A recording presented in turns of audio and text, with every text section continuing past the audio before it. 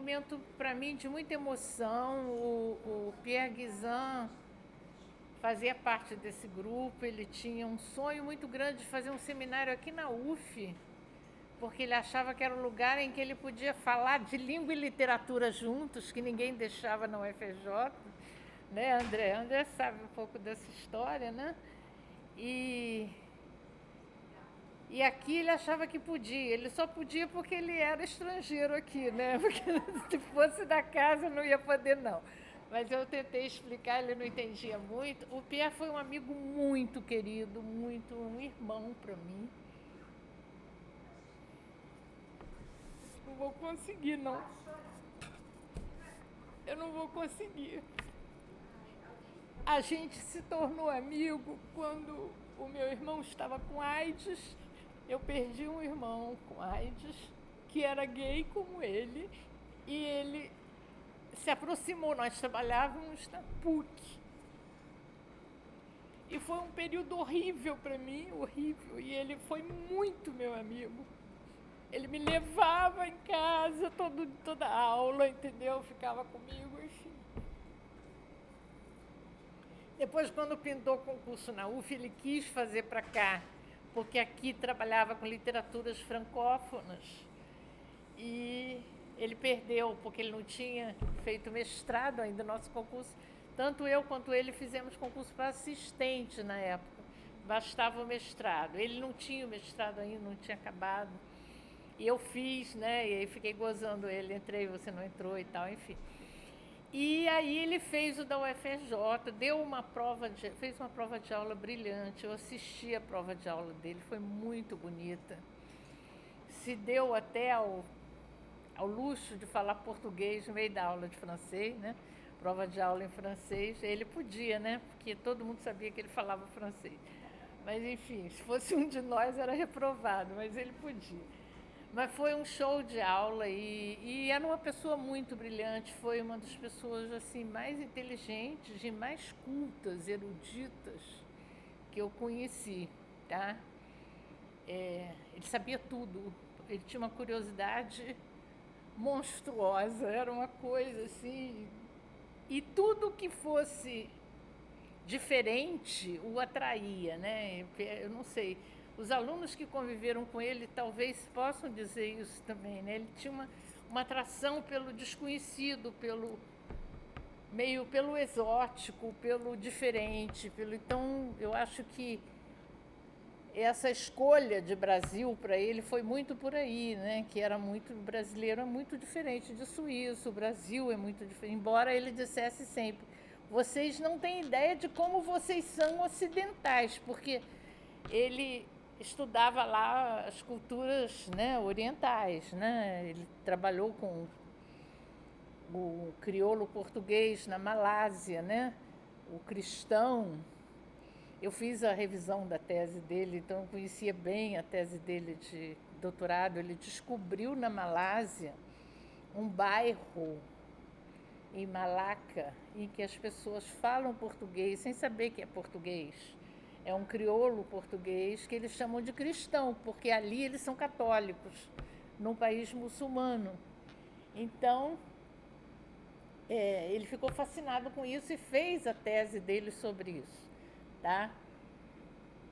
Mas ele não levava a academia a sério, né? O Pierre nunca ligou para esse negócio de pontinhos da CAPES e exigências do CNPq e não sei o que, e tem que fazer, tem que publicar não sei quantos artigos por ano. Ele não levava isso a sério, ele era extremamente anarquista. Eu dizia para ele que ele era um suíço baiano, porque, porque ele não ligava a mínima para essas regrinhas, essas coisinhas. E não foi reconhecido na academia, eu acho, tá? Eu acho que tem uma coisa assim de... Ele morreu assim se sentindo muito rejeitado, eu acho, tá? E eu acho que isso também pode ter sido uma das causas dele não ter resistido à Covid, né? porque ele estava muito deprimido. Quando começou a pandemia, ele estava muito deprimido e foi piorando com a pandemia. E ele dizia para mim: eu não vou conseguir sobreviver há muito tempo isolado. Há muito tempo. Ele foi lá para o sítio, ele tinha um sítio em Videiras, né? Lindíssimo, uma coisa linda. Eu tenho uma pena daquele sítio, mas enfim. Enfim, gente, eu acompanhei o Pierre até ele morrer, até o fim. E é muito triste. Eu queria só dizer que como ele nos ajudou muito aqui no grupo, ele trazia aquelas ideias de contato de línguas, contato de culturas, né? Ele nos ajudava muito aqui. Ele vinha todo ano, dava um show, tradução, falou muito sobre tradução aqui, né? E eu aprendi muito com ele, eu devo muito a ele como ser humano mesmo, tá? Amigo, irmão. Eu dizia ele que ele substituiu o irmão que eu perdi, enfim, é isso. Bom, nós temos aqui dois colegas dele da UFRJ, o André Lombardi e o Godofredo de Oliveira Neto, que é o meu amigo imortal, né, que acabou de entrar para a Academia Brasileira de Letras, vocês também conhecem, que está sempre conosco aqui. Então eu vou dar a palavra, quem quer falar primeiro? André, você vem, André?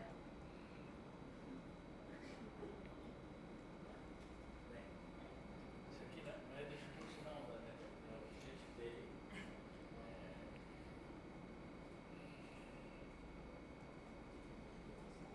Fiquei pensando muito o que a gente ia falar sobre. Conheço o Pierre desde 1900, início dos anos 80. E a gente sempre teve muita. Dentro da Faculdade de Letras da UFRJ, era, digamos, meu grande amigo, porque nós nos conhecemos de fora. Nós éramos professores da Aliança Francesa, eu de Botafogo. Então a gente se encontrava sempre, né? Sempre, sempre, sempre. E ele era um pequeno gênio dentro porque ele quebrava a divisão departamental, que foi criada na UFRJ meio artificialmente, não respeitando um critério acadêmico-científico, mas sim respeitando um pouco a idiosincrasia das grandes lideranças, dos grandes titulares da época, que fizeram a sua cabeça e a sua divisão dentro da Faculdade de Letras. Então a Beth já falou dessa capacidade que ele tinha de... um dia ele chega para mim e diz, eu vou comprar livro. Eu disse, por que livro? Ele disse, ele disse, porque o crioulo português de Timor, para fazer o plural de livro, não é acrescentando um S, você repete a palavra. Livro, que tem morfologicamente a maneira de fazer o plural. Essas coisas que assim você sentia. Mas como esse lado dele é bastante conhecido, eu fiz parte com a Beth também, da banca de titular dele. E ele, que pensei, o que a gente vai falar dele, né? O texto é uma maravilha, eu acho que esse texto dele devia ser publicado. É um primor. Mas você tem esse texto? Tem. Eu devo ter também. Também, né? claro. Claro, a gente foi da banca. Claro. É um primor, assim. Mas ele não mandou pelo e-mail, mandou? Mandou. Está lá no teu também. Vou lá procurar. É lindo, porque é uma coisa maravilhosa. E aí eu pensei, bom, para a gente entrar em alguma polêmica, alguma coisa, ele pegou como ele era um militante, né, dos movimentos de gênero, contra o racismo, a favor da LGBT, então um cara que mexia na sociedade. E ele trouxe nesse dia da defesa, eu acho que até melhor ler, porque daquele Maurício Bettini, que com certeza vocês conhecem, chamado Contra as Raízes. Era um momento em que estava muito em voga, ainda está um pouco, mas essa história de, como é que chama? Mapa genético, não é isso? Que você manda o sangue, que é uma coisa E ele se insurgiu contra isso, porque ele, bom, aí ele pegou esse livro e ele divulgava na faculdade essa visão. Eu acho que está mais claro aqui, o texto é dele, tá? Não é meu, né?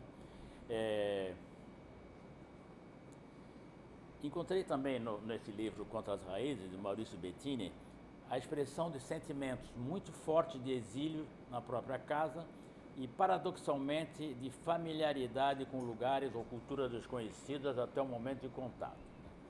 Aí que vem agora. Longe de ajudar, a busca das raízes, ou seja, a busca do tempo perdido, se verifica ser uma tarefa romântica, no pior sentido do termo. Tarefa inglória, inútil, masoquista e perigosa até quando serve de fundamento para os piores desvios retrógrados, conservadores, fascinantes e fascisantes. Os mitos das raízes podem seduzir, mas conduzem a impasses que, no melhor dos casos, levam o indivíduo à depressão. Mas, sobretudo, nos desvia daquilo que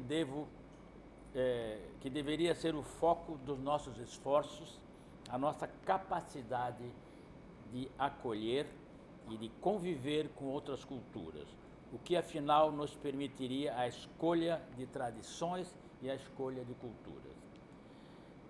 Ao contrário do que se ouve muito, os valores de autenticidade e de pureza nas tradições não existem. As culturas não param de se transformar se não morrem.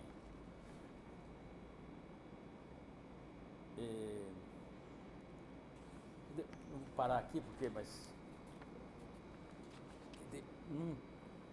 no momento em que se busca, com toda a razão e com todo o apoio que nós temos que dar, as raízes afro-brasileiras, por exemplo, no Brasil, onde 120 milhões de brasileiros são de origem afro e naturalmente sufocadas pela colonização, etc., e absolutamente silenciadas, né? Então essa volta é algo fundamental que a gente apoia, obviamente. É a mesma coisa com a cultura indígena, etc. Mas ele acha que isso, claro, por isso que eu falei quem era antes, quer dizer, um militante do movimento gay, um militante contra o racismo, etc. Então, obviamente, né? É que ele acha que essa escolha, quer dizer, essa valorização, porque já começa por aí, quer dizer, os escravizados, descendentes de escravizados, essa constatação da origem genética vai se complicar, porque já houve essa perversidade de, quando chegavam os escravizados, misturavam as etnias, já de propósito para que não conversassem entre si, naturalmente se facilitava a servidão, né? Então, ele se dizia, para que procurar essas minhas origens genéticas? Para que me serve isso? O que serve para a democracia, para o humanismo? Para que isso? Então, um dado onde você fica vendo, agora acho que até diminuiu um pouco, né? Mas foi assim, teve muita força isso, de procurar essa...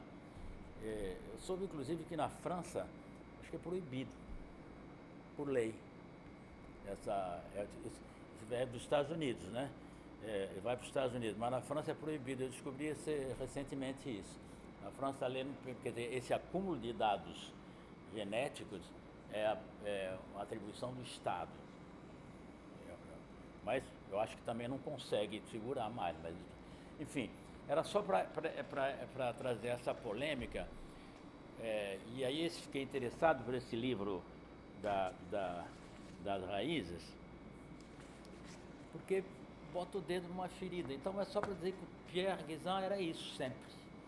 Sempre fazendo avançar, crescer, indo contra, digamos, fatos estabelecidos como imexíveis, né, para pegar a palavra, sempre, não aceita, não é assim, for avançar. Inclusive na academia, como a Beth bem levantou, quer dizer, os critérios do que seja ciência, da divisão por temas. Ele acha, está aqui no texto, mas não vou achar mais, contra a especialização. Ele acha que essa especialização também é a morte do conhecimento. Se por um lado ela serve para alguma coisa que aprofunda mais o saber, mas por outro lado, naturalmente, cria ao lado um vazio. A pessoa é só especializada naquilo. Ele dava sempre o exemplo da medicina,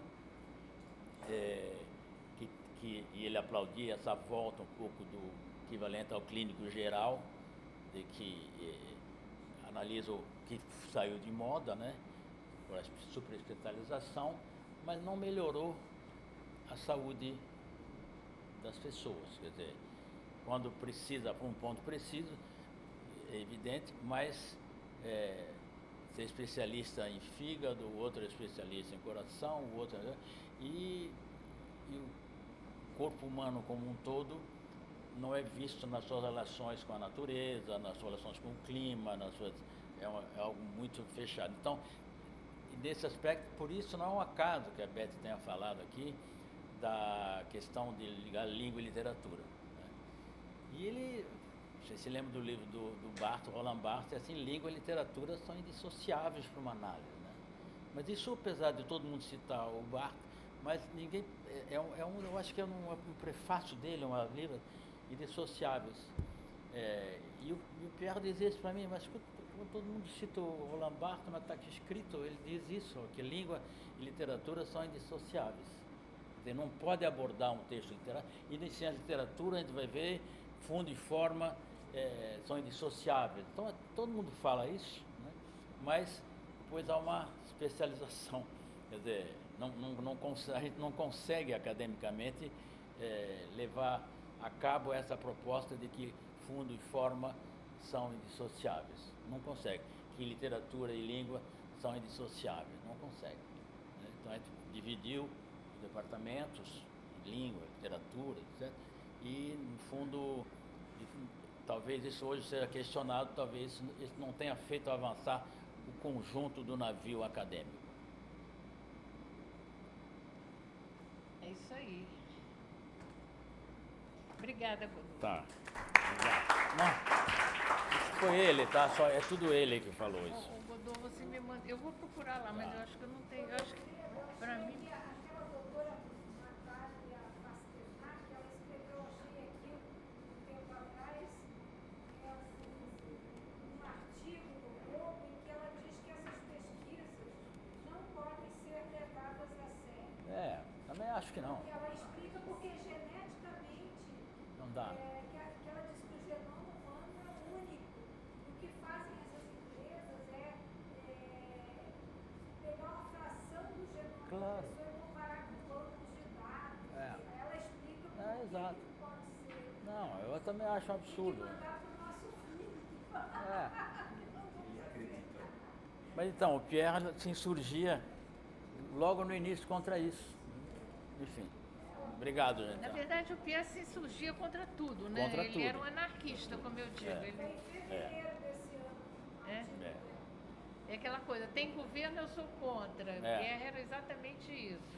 Ele via regras, já ia pensando no jeito de ser contra. Então, só para acabar, 3 linhas, que era o finalzinho, tá? Lamento ter que constatar que a nossa organização atual de disciplinas e de programas dificulta esse objetivo. A inércia e a resistência à mudança se devem em grande parte ao conforto ilusório que há em se vincular de forma estática, quase definitiva, a determinados programas ou a linhas definidas uma vez por todas. Sente-se uma falsa segurança em abraçar especialidades e em se apegar nelas. Assim nascem as seitas e as intolerâncias. E a ciência, como as línguas, vira religião. Não é isso que queremos. Obrigado. Godô, você vai mandar esse texto porque eu vou botar no nosso livro do grupo, tá? Eu te mando hoje. Porque eu não me lembro, quer dizer, eu me lembro do texto, mas eu não me lembro de ter no computador. Texto é uma beleza. Chegou lá em casa no papel e eu devo ter perdido, porque essas coisas acabam a gente. Bom, vou chamar o André aqui antes de chamar as alunas. Tem 2 ex-alunas dele aqui.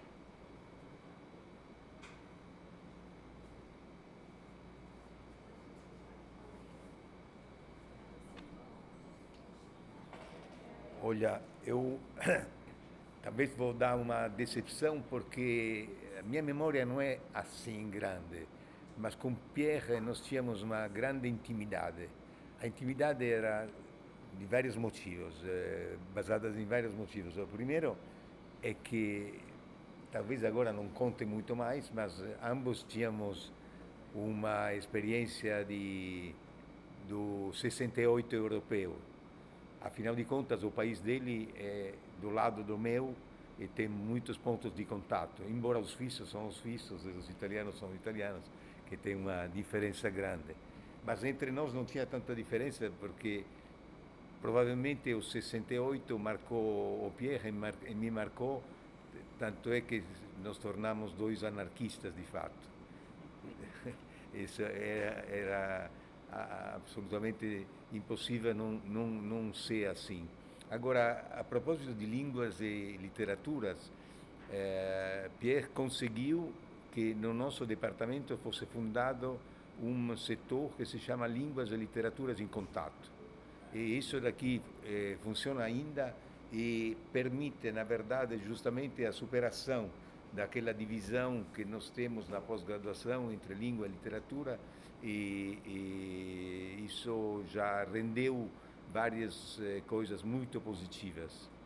Eu não sei, agora teve uma pessoa que me disse que eu estava na banca de qualificação, mas era Línguas e Culturas em Contato? Exatamente, viu? Então, era uma banca do Pierre e era justamente Línguas e Culturas em Contato que sobrevive e espero que sobreviverá também a partida do Pierre, que não é tão fácil assim, porque sempre as visões foram bastante contrárias a essa mistura, uma mistura indevida, digamos assim. Agora, eu estava contando para Godofredo que Pierre era de uma ironia muito grande o tempo inteiro e, portanto, quando eu encontrava com ele, eu dizia tudo bem, e ele parava, ficava num canto e dizia espera só um momento, como tudo bem, bem mesmo, tudo qual? Então era cada vez era uma discussão com o Pierre a propósito do tudo bem, que era um pouco o espírito brasileiro. E os dois tínhamos essa coisa de estrangeiro. Ser estrangeiro é uma atividade permanente, é uma atividade permanente que permeia muitas das visões. Agora, eu participei da fundação dessa Língua e Culturas em Contato e de várias iniciativas que o Pierre organizou, inclusive não tendo sempre um acordo com as visões dele. Eu estou tentando me lembro que quando conversávamos sobre Israel, a posição dele era diferente da minha, mas isso acontece nas melhores famílias, afinal de contas, porque eu sou de uma família que é de origem judaica e, portanto, a coisa pesa de alguma forma. Ele tinha que ser contra, sim, claro. Mas o problema é o seguinte, ele tinha que ser contra, mas eu também. E 2 contra dá uma proliferação de bomba atômica, digamos, a cada vez. Mas então, era isso que eu queria dizer. Faz muita falta e, digamos, anarquistas assim são produtos raros no mundo de hoje, provavelmente. Eu acho que eles fazem falta em geral. Era só isso que eu queria dizer. Muito obrigada. Eu acho que vocês têm uma ideia assim do que foi o colega Pierre, né? Só para dizer, o Godot me lembrou, eu fui colega dele na Aliança, conhecia o Pierre da Aliança, mas eu fui encontrar com ele e trabalhar junto na PUC. E era um embate, porque a PUC era horrorosa assim, para a gente trabalhar, era uma coisa muito difícil. E uma exploração louca dos professores. Ganhava-se muito pouco, eu ganhava menos na PUC do que no franco-brasileiro e era muita exigência, né? Greve de professor, a gente ia para a rua. Então nós dois nos unimos muito lá na PUC, tá? Então Cristina também trabalhou na PUC, sabe que é uma coisa horrorosa. Então, vamos passar para as ex-alunas dele? Tem 2 ex-doutorandas dele, é isso? Não, a Catarina foi mestranda, né?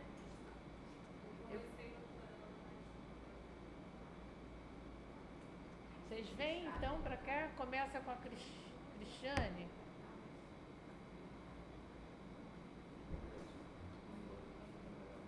Obrigada, parabéns. Obrigada a você, tá?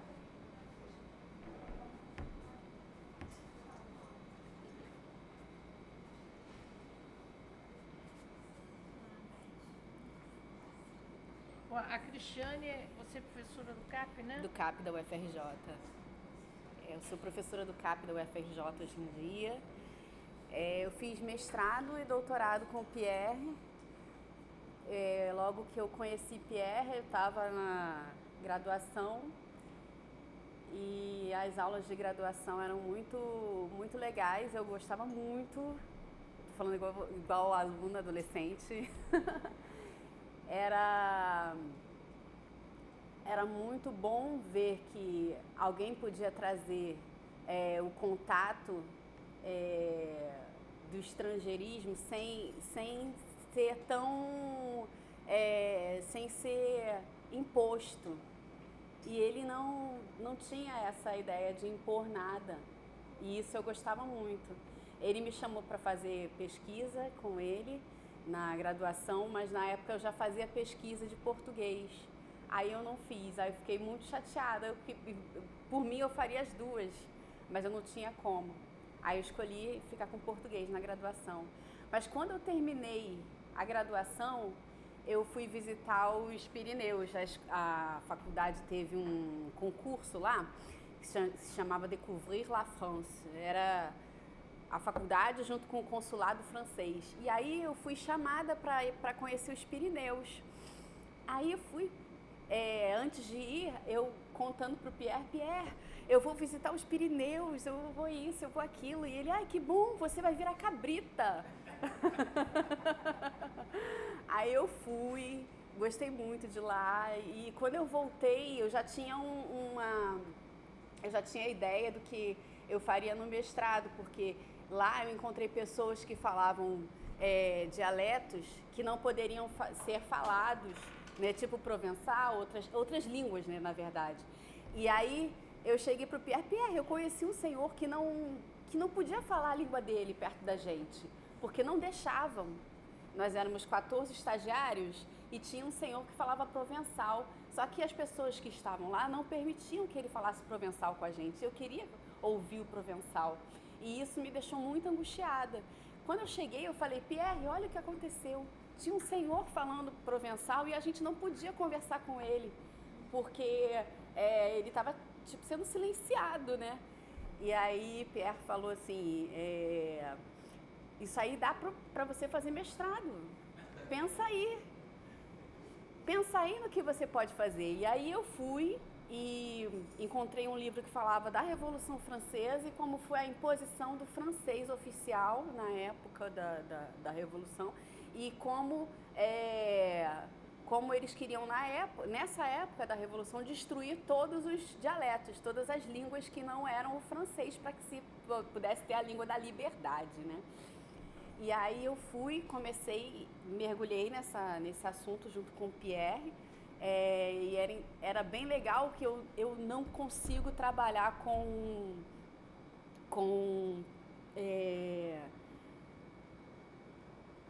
pessoas me fazendo, tipo, e aí, já fez? E não sei o quê? Pressão, eu não consigo trabalhar com pressão. E o Pierre percebeu isso de mim. Ele percebeu isso e aí quando ele me procurava, ele botava assim, estou com saudade. Ele tinha toda uma delicadeza. É a cara dele. Estou com saudade. Quando a gente vai se ver? Aí eu chegava o que eu consegui ler, o que eu consegui escrever. Aí às vezes ele falava assim, esse livro aqui você não lê, que não é bom. Porque esse aqui tem uma visão romântica da história. E aí, ele no mestrado, a gente conseguiu fazer um trabalho bem legal. E aí que surgiu para o doutorado também, que eu fui falar da imposição do francês na época da Revolução Francesa, que destruiria essas línguas que elas estão resistentes até hoje aí. E aí no doutorado foi bem pesado, assim, porque ele ficou doente, ele ficou com câncer, acho que é câncer de pele, ele ficou com câncer. E eu que não gosto de trabalhar sob pressão, eu ficava sentindo muita falta dele. Eu ficava assim, gente, como é que eu vou fazer sem ele? E eu nunca tive aquela coisa assim de, poxa, eu vou ter que ver meu orientador. Não, eu falava assim, hoje eu vou ver Pierre, que maravilha. Era sempre assim, eu sempre tinha essa... Gente, desculpa, eu vou chorar. Pode chorar, eu já chorei. Eu sempre tinha essa vontade assim, de ver Pierre, porque eu sabia que ele iria me dizer o que eu podia ou não fazer ali. E várias pessoas dizendo assim, poxa, você é doida de fazer com o Pierre não vai te orientar. Uma coisa assim que ficavam falando, e ele me orientou de uma forma maravilhosa. Ele percebeu que eu não gostava de pressão em cima de mim. E assim, eu morava no Morro do Alemão. Eu nasci e fiz meu mestrado todo, eu estava no Morro do Alemão ainda. Ele ligava para mim e falava assim, e aí, tá na favela? Tá na favela, tá dando tiro? Você se esconde, hein? Ele tinha toda uma ironia, assim, e ele gostou muito, assim,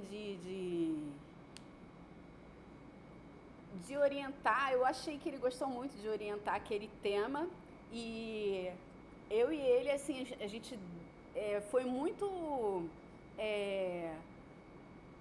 Para mim, ele era mais do que o orientador. Ele era alguém da minha família. Eu ligava para ele, qualquer momento que eu ligasse, ele atendia. E as pessoas ficavam falando assim, ele não atende ninguém. Toma cuidado que ele não atende ninguém, que ele não fala com ninguém. Não sei o que. As pessoas, às vezes, falavam coisas assim. E eu não tinha nada disso. Eu ligava a hora que eu ligasse. Podia ser meia-noite, ele atendia. Qualquer momento, ele... E aí? Tá lendo? Tá escrevendo? Mostra pra mim depois. Sabe? É muito difícil, assim, a partida dele foi muito difícil, porque eu queria fazer pós-doc com ele, e eu queria falar sobre a cultura dos silenciamentos, né? E eu fiquei órfã, porque eu queria fazer o pós-doc com ele, e eu me sinto muito feliz de ter participado, assim, dele ter participado da minha vida durante esse tempo todo, do mestrado, do doutorado. E eu me sinto triste de não ter aceitado quando ele me chamou lá na graduação, né? Eu fico assim, poxa, por que eu não fui direto trabalhar com ele na graduação? Mas aí, na época, não deu. E eu me sinto muito feliz, orgulhosa, assim, não tem adjetivos para dizer o quanto que eu fui privilegiada de poder fazer mestrado e doutorado com o Pierre. Foi muito bom para mim e eu me sinto muito perdida sem ele. Eu não queria dizer isso, mas eu me sinto perdida sem ele. Porque o meu pós-doc, eu não sei como é que vai ser. Eu fico na UFRJ sozinha.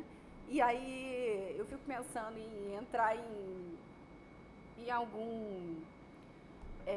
algum grupo de pesquisa, mas ao mesmo tempo eu fico assim, eu queria que ele me dissesse qual grupo de pesquisa eu quero entrar, mas não tem mais como, né? Então, eu sinto muita saudade dele, aquela mesma saudade que ele escrevia para mim, para me chamar para orientar. Estou com saudade, eu sinto muita saudade dele. Mas eu sei que a gente, tudo é mais forte que a gente pode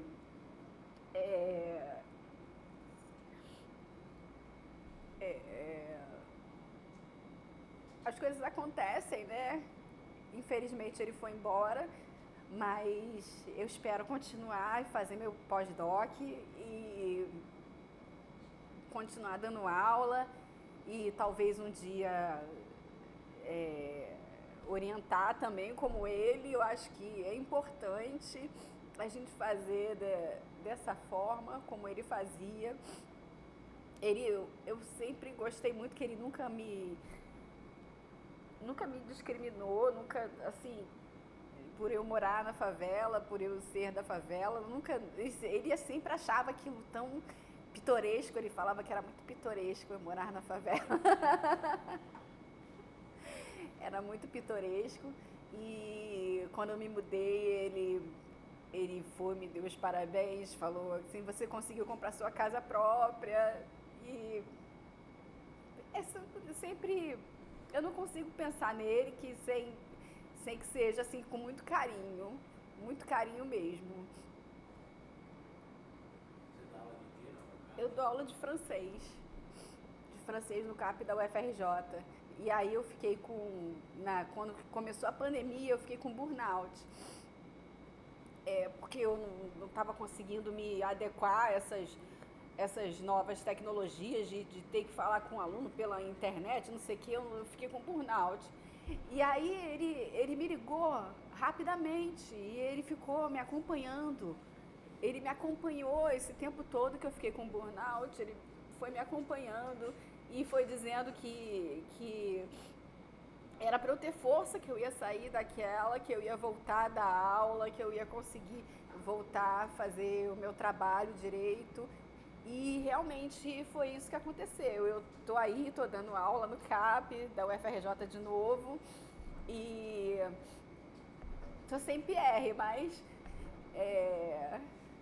eu acho que a gente traz o legado que ele deixou com a gente, né? De poder estar em sala de aula e perceber a sala de aula não como um lugar de opressão, que a opressão não era lugar. Em nenhum momento eu vi a opressão em nada que ele fizesse, nada. Andrés foi da minha qualificação de doutorado e nada que vinha do Pierre era opressivo, e isso me deu muita coragem de continuar e fazer o doutorado. E eu trazendo essa energia de ir para frente, que ele sempre me dizia que era importante eu continuar estudando tudo. Eu vou fazer meu pós-doc, mas eu não sei ainda onde vou fazer. E vamos lá.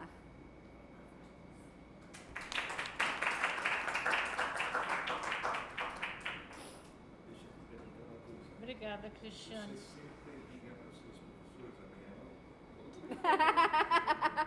Não, era só pro Pierre.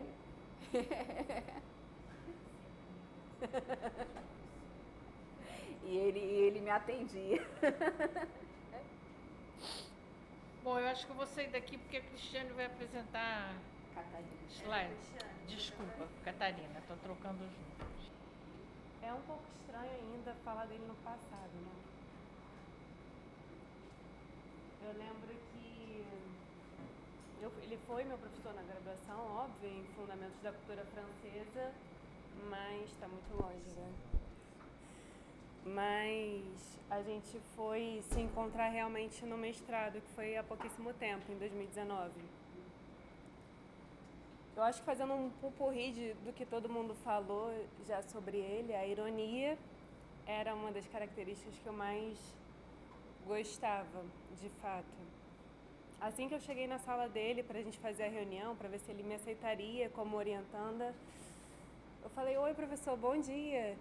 E ele falou, olha, ela é simpática. É a cara dele. E desde o início a gente se deu muito bem. Muito bem.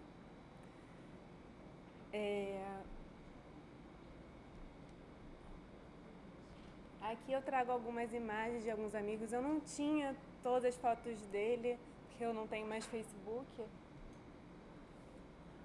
Mas eu queria ressaltar esse lado amigo dele. Dentro da universidade, fora da universidade. Ele era, pra mim, unanimidade. Eu tenho certeza que se ele me ouvisse falando isso, ele ia falar, Catarina, quase. Mas ele era unanimidade. Ele era, além de um ser inteligentíssimo, uma pessoa incrível. Acho que foi uma das pessoas mais incríveis que eu conheci, de fato. Acho que, não sei, eu mais 2 orientandos fomos os últimos projetos do Pierre. Entrei no doutorado, mas ele já estava doente e não tinha falado ainda. Só soube mesmo depois que ele ficou com Covid e a coisa degringolou. Então eu comecei um doutorado na UFRJ com o Pierre e continuei sem ele.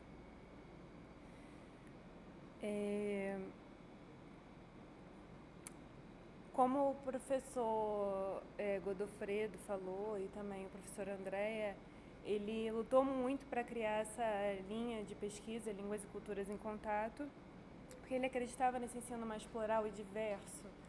E eu acho que é isso que eu trago um pouco, como a Cristiane falou e a professora Beth, trago isso para a minha vida, não só acadêmica na pesquisa, mas enquanto professora. Então eu queria mostrar um pouco do nosso último evento, que foi o Segundo Céu, que ele fez o primeiro Simpósio Internacional de Línguas e Culturas em Contato em 2017. Mas eu pude participar com ele na coordenação em 2019. A gente trouxe o professor Peterman lá da Suíça. Fizemos 300 reuniões para esse evento sair. Ele já estava, como a professora Beth disse, ele já estava um pouco depressivo, não estava se sentindo muito bem. Alguns problemas que acontecem, são recorrentes em eventos, ele já não estava legal, já mostrava alguns sinais aí. Então eu tomei à frente de algumas coisas para que esse evento acontecesse. E aconteceu e foi muito bonito. A professora Beth estava lá, a professora André foi convidada, o professor Godofredo também, a Cristiane participou junto com a gente. Foi o nosso último evento e foi maravilhoso, assim, debaixo de chuva, na FRJ, aquele fundão que é difícil de chegar. Mas foi lindo, foi um evento de muito diálogo e do jeito que... com a cara dele, eu acho.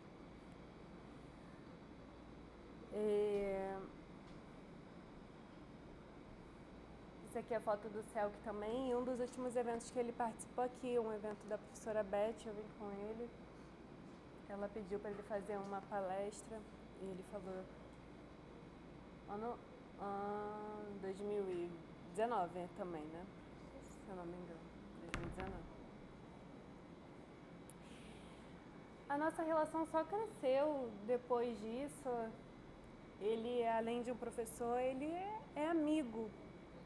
E dentro de diferentes dificuldades que ocorreram, principalmente na entrada do doutorado em relação a uma bolsa, ele é anarquista, nunca saiu do meu lado, assim.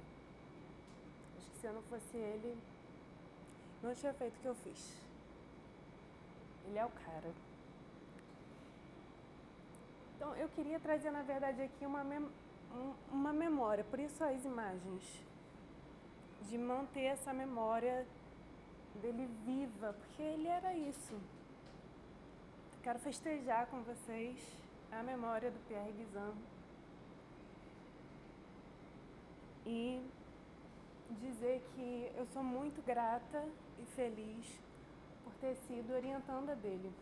Pegando um pouco do que a Cristiane disse, a orientação era diferente porque ele é um professor que sabe muito. Então, eu acho que eu saía da orientação com tanta coisa que eu falava, o que eu vou fazer com isso? Porque era um poço de sabedoria, Pierre, precisamos conversar sobre isso. Mas ele fazia uma coisa que era magnífica, eu não tinha nem vontade de interrompê-lo, de tanto saber que ele tinha. Eu queria deixar registrado meu carinho, minha gratidão. Isso foi uma frase que ele disse no finalzinho.